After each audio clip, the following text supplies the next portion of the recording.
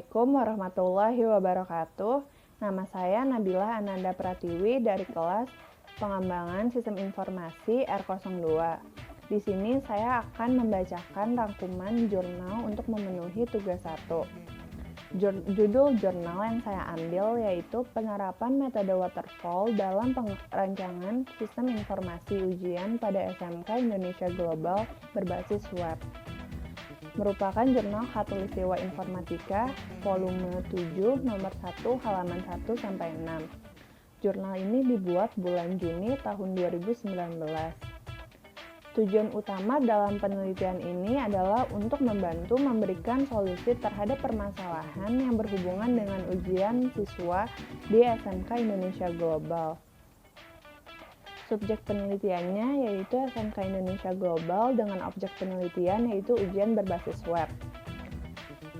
Asesmen data menggunakan beberapa cara. Yang pertama, studi dokumen, yang kedua, deskriptif, dan yang ketiga, pengamatan. Untuk metode penelitian yang digunakan pada pengembangan perangkat lunak perancangan sistem informasi ujian berbasis web ini menggunakan metode waterfall. Tahapan-tahapan metode waterfall terbagi menjadi 5, yaitu yang pertama ada analisis kebutuhan perangkat lunak, lalu yang kedua ada desain, yang dalam penelitian ini menggunakan ERD atau Entity Relationship Diagram, lalu yang ketiga ada pembuatan kode program, yang dalam penelitian ini menggunakan aplikasi Adobe Dreamweaver, CS6, dan MySQL, lalu yang keempat ada pengujian yang dilakukan dengan menggunakan black box testing, dan yang kelima ada pendukung atau pemeliharaan. Untuk metode waterfall sendiri merupakan salah satu siklus hidup klasik atau classic life cycle dalam pengembangan software. Metode ini menggambarkan pendekatan yang cukup sistematis juga berurutan pada pengembangan software. Disebut air terjun karena seperti air terjun yang jatuh satu demi satu sehingga penyelesaian tahap sebelumnya kemudian dapat dilanjutkan ke tahap berikutnya dan berjalan secara urut. Lalu kelebihan menggunakan metode waterfall ini salah satunya adalah metode ini memungkinkan untuk departementalisasi dan kontrol proses pengembangan model fase one by one sehingga meminimalisir terjadinya kesalahan yang mungkin akan terjadi. Untuk hasil penelitian dari jurnal ini yaitu menghasilkan sistem informasi berbasis web yang diterapkan pada SMK Indonesia Global untuk membantu penggunanya yang memiliki hak akses terhadap permasalahan yang berhubungan dengan ujian siswa. Dengan sistem yang akan mengkalkulasi dan memperbarui data dan juga menyimpan perubahan data yang telah dilakukan penggunanya. Antarmuka yang diterapkan sederhana sehingga mudah dipahami oleh penggunanya. Hasil rancangan penerapan antarmuka dari website ini terdiri dari yang pertama ada halaman login yang dibuat untuk memberikan batasan kepada pihak yang tidak berkepentingan agar tidak dapat mengakses dan mengolah data. Pengguna harus melakukan login terlebih dahulu untuk dapat mengakses website ujian dengan memasukkan username dan password sesuai hak akses masing-masing. Yang kedua, ada halaman utama administrator, yaitu tampilan halaman yang akan muncul apabila penggunanya memiliki hak akses sebagai administrator. Lalu yang ketiga, ada halaman manajemen siswa. Halaman ini berisi data para siswa yang terdiri dari nama, NIM, dan jurusan. Halaman ini hanya dapat diakses oleh administrator yang juga dapat mengubah dan menghapus data yang ada.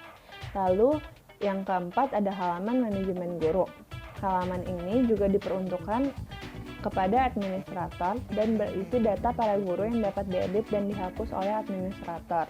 Yang kelima ada halaman mata pelajaran. Halaman ini berisi data mata pelajaran yang ada di SMK Indonesia Global.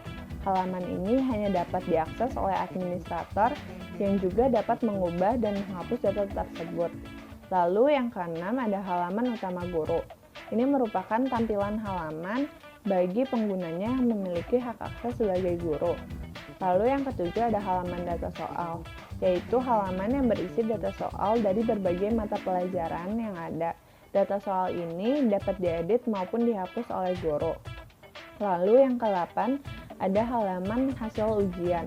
Halaman ini juga hanya dapat diakses oleh guru dan berisi data hasil tes yang menampilkan nama, mata pelajaran, nama guru, nama ujian, waktu, jumlah soal, nilai tertinggi dan nilai terendah, serta rata-rata. Di halaman ini juga terdapat data nama siswa dan nilai yang diperoleh. Lalu yang selanjutnya ada halaman utama siswa. Ini merupakan halaman bagi pengguna yang memiliki hak akses sebagai siswa.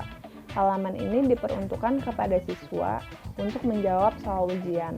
Kesimpulan yang dapat saya ambil dari hasil penelitian jurnal ini yaitu sistem informasi berbasis web ini menggunakan metode waterfall yang dapat digunakan dengan baik dalam perancangan ujian berbasis web karena dalam pengerjaan masing-masing tahapan dikerjakan tidak bersamaan dengan tahapan yang lain sehingga dapat fokus dalam pengerjaannya.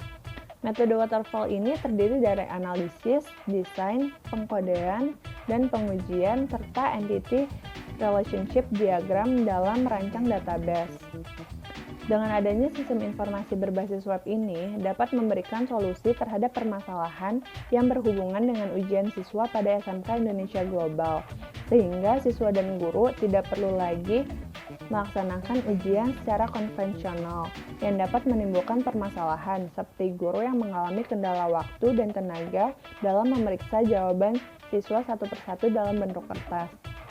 Lalu dengan adanya website ini juga diharapkan dapat mempermudah guru dalam melakukan pengolahan data nilai siswanya agar lebih efektif dan efisien dalam pembuatan laporan nilai. Aplikasi ujian berbasis web ini dapat digunakan oleh beberapa pengguna yang terdiri dari siswa, guru, dan juga administrator.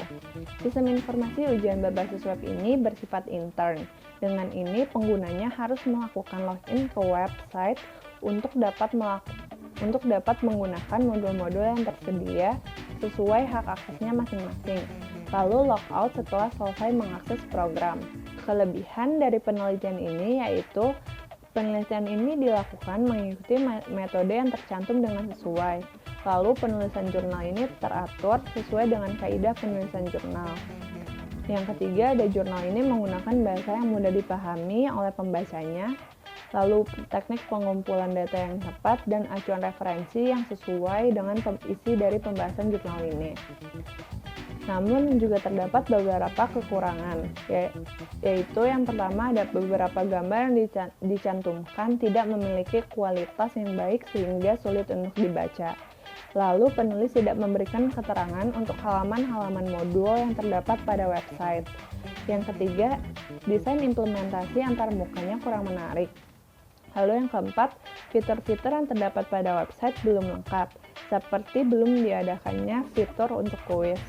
Lalu yang kelima, ada platform yang digunakan belum bisa berupa aplikasi yang dapat berjalan di smartphone, karena ini hanya khusus untuk website.